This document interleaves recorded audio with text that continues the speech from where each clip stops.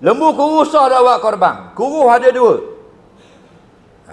Nampak? Kuruh ada dua. Satu sah, satu tidak sah. Dengar baik-baik.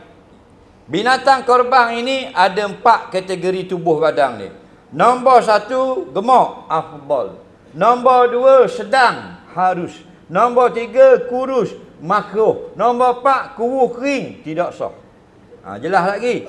Kuruh sah, kuruh kering, tidak sah. Kuruh ni maksudnya nampak tulang. Faham? Tapi tidak kuruh kering. Nampak tulang je sedikit pada dadanya. Itu sah. Kuruh kering ni tak ada isi. Tulang tu baik cokai angin. Motosikal Pok Mak lalu, balik lembu. Faham? Kena angin. Faham lagi? Faham tak? Jadi pandai-pandai lah.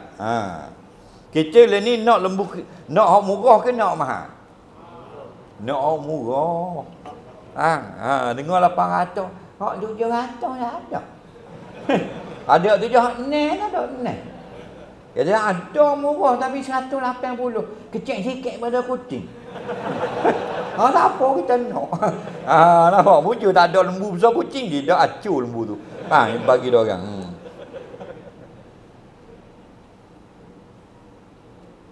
Kalau sah bini saya kena gini niat ke ada lagi ke saya kena niat?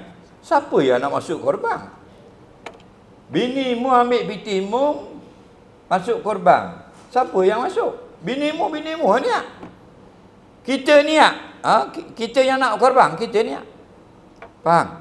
Siapa yang nak korban?